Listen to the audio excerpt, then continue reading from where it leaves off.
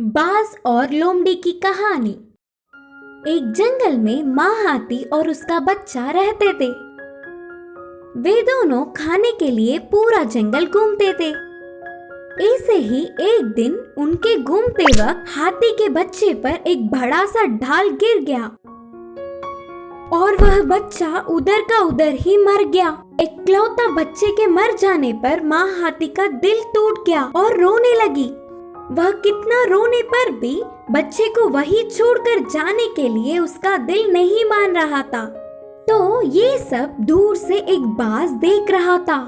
बच्चे हाथी की लाश को देखते ही उसके मुंह में पानी भर गए, लेकिन उसकी माँ तो उधर से हिल ही नहीं रही है ना।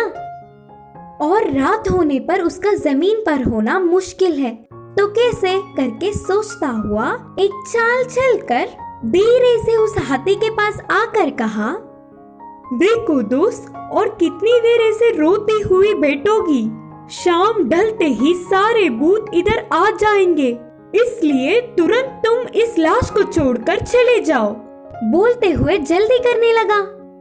इतने में उधर से ही गुजरता हुआ लोमड़ी ने ये सब देखा और उधर पड़ा हुआ हाथी के बच्चे को देख उसके मुंह में भी पानी आ गए। लेकिन तब तक पहले ही उस लाश के लिए बाज का उधर रहना उसे मुश्किल लगा और उस हाथी के माँ को किसी भी तरह रात होने तक रोक पाए तो उस बाज की पीछा छूटेगा, तब वह अकेला ही उस लाश को खा सकेगा।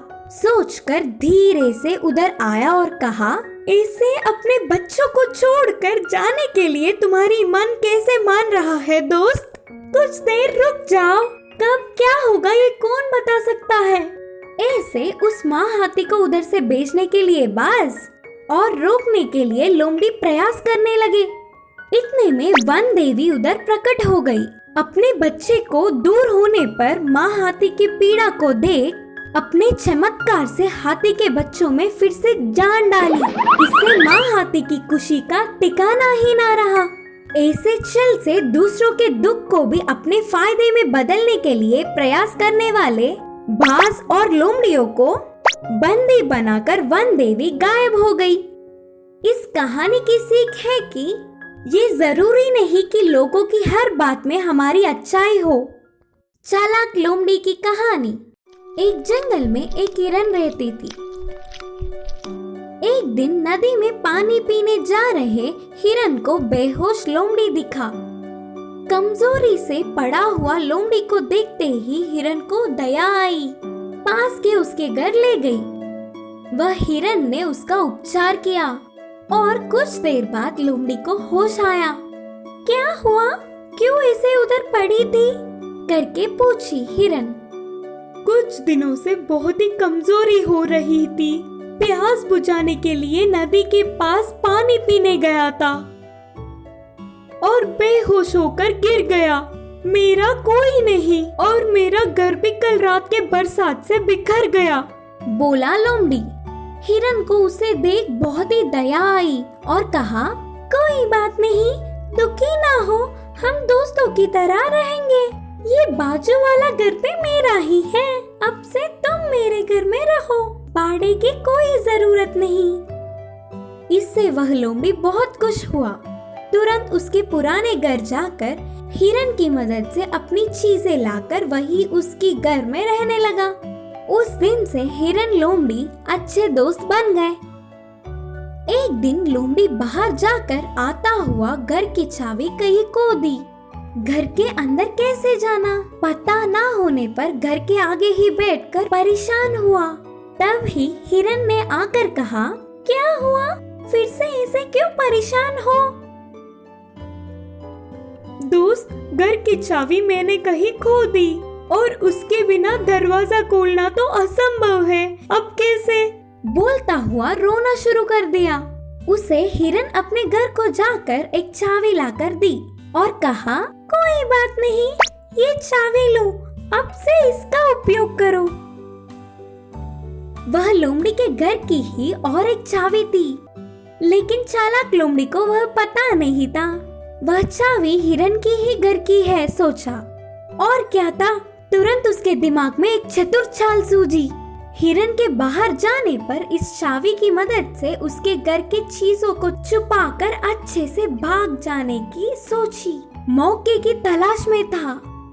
एक दिन हिरन लोमड़ी दोनों मिलकर ऐसे ही घूमने गए।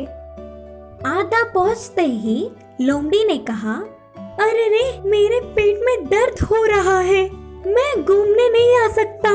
घर जाकर सो जाऊंगा तो ठीक हो जाऊंगा। तुम जाओ दोस्त, मैं नहीं आ पाऊंगा। बोलकर अपनी नाटक शुरू कर दिया। हिरन के मानने से लौट गया। लोमड़ी सीधा हिरन के घर जाकर उसके पास की चाबी से ताला खोलने की कोशिश की। वह चाबी ताले में फंस गई। इससे लोमड़ी परेशान हुआ और चाबी इधर उधर खींचने से वह ताले में और जोर से फंस गई। बस लोमड़ी को बहुत डर लगा। हिरन आ जाएगी तो सब कुछ जानकर उससे नफरत करेगी। सोचकर इतने में ही इधर से भागना है, नहीं तो हिरन के सामने सिर नहीं उठा पाऊंगा। सोचकर अपनी चीजों को भी उधर ही छोड़कर उधर से फरार हो गया। इस कहानी की यह सीख है कि योग्यता ना होने वाले पर दया करके किसी भी हालत में उनकी मदद नहीं करना चाहिए। बिना पूंछ का बंदर। एक जंगल में एक बंदर रहता था। वह किसी को भी कभी भी कुछ ना कहते हुए अपना काम खुद देखता, लेकिन जंगल के बाकी के सारे जानवर उसे सताते थे। उस बंदर को बाकी के बंदर भी शामिल नहीं करते। इसकी वजह यह था कि उस बंदर को 3 पूंछ थे। इससे वो बंदर हमेशा पेड़ के डाल पर अकेला बैठकर उदास रहता था। एक दिन उसे बहुत भूख लगी। खाने के लिए जा रहे बंदर को गधा दिखा। ये 3 पूंछों वाला बंदर कहीं चल पड़ा। 3 पूंछों वाला बंदर, 3 पूंछों वाला बंदर बोलता हुआ चिढ़ाने लगा। बंदर अब कोई फायदा नहीं करके जंगल के चिकित्सक बालू के पास गया और एक पूंछ को काटने के लिए कहा। तो बालू ने उसके तीसरे पूंछ को काटा। एक बार बंदर के रहने वाले पेड़ पे एक कौवा उड़ता हुआ आया और कहा, इस जंगल में तो 2 पूंछों वाला बंदर मैंने अब तक नहीं देखा। वाह वाह, 2 पूंछों वाला बंदर, 2 पूंछों वाला बंदर बोलता हुआ हंसने लगा। ऐसे हंसने वाले कौवे को बर्दाश्त ना कर पाते हुए बंदर फिर से भालू के पास आया और एक पूंछ को काटने को कहा। तो बालू ने दूसरी पूंछ भी काट दी। ऐसे कुछ दिन बाद प्यास बुझाने नदी के पास आई हुई बंदर को लोमड़ी ने देखा और वह चालबाज लोमड़ी तो जंगल के हर एक जानवर को कुछ ना कुछ बोलकर एक बहाने से रुलाता था। आय हाय, 3 पूंछों वाला बंदर अब 1 पूंछ का हो गया। बहुत ही विचित्र है। 1 पूंछ वाला बंदर, 1 पूंछ वाला बंदर चिढ़ाता हुआ उसके साथ खेलने लगा। अब गुस्सा बर्दाश्त ना कर पाते हुए वह बंदर भालू के पास जाकर उस एक पूंछ को भी काटने को कहा। भालू के कितना समझाने पर भी बंदर नहीं सुना तो उसने पूंछ काट दी। उसके अगले दिन ही बंदर को देख जंगल के सारे जानवरों ने बिन पूंछ वाला बंदर, बिन पूंछ वाला बंदर, बिन पूंछ वाला बंदर बोलते हुए रुलाने लगे। उन सब की पीड़ा ना सह पाते हुए वह बंदर बाजू के जंगल में भाग गया।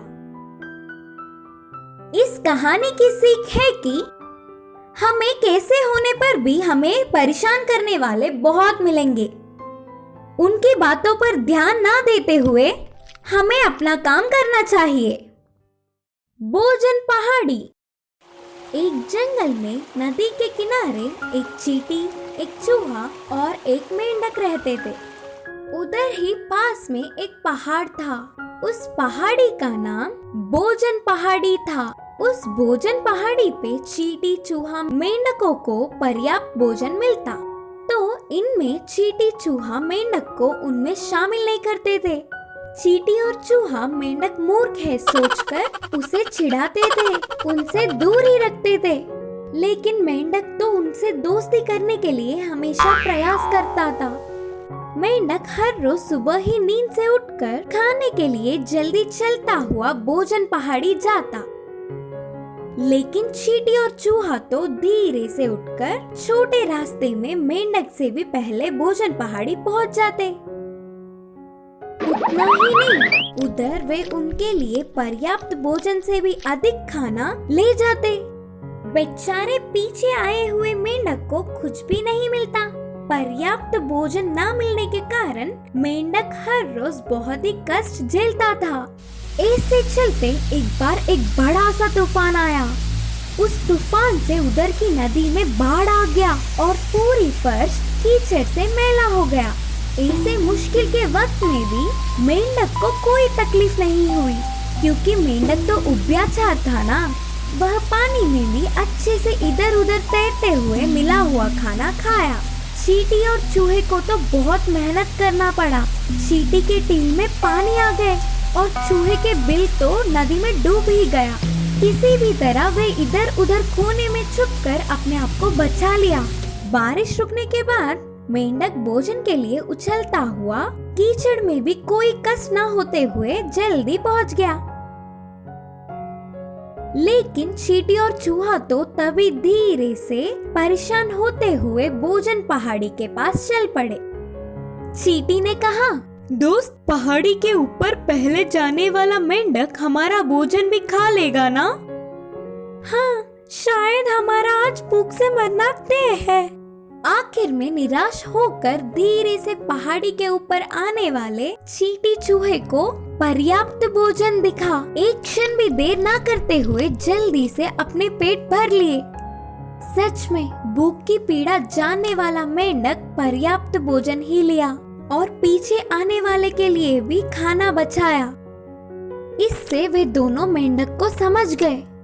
उनकी तरह ही ये भी ऐसे ही सारा खाना खाया होता तो आज उनकी हालत क्या होती, वे समझ गए और वे दोनों जाकर मेंढक से माफी मांगे। उसके बाद से पहाड़ी पे मिलने वाला भोजन मिलकर खा के दोस्ती से चींटी, चूहा और मेंढक खुशी से रहने लगे।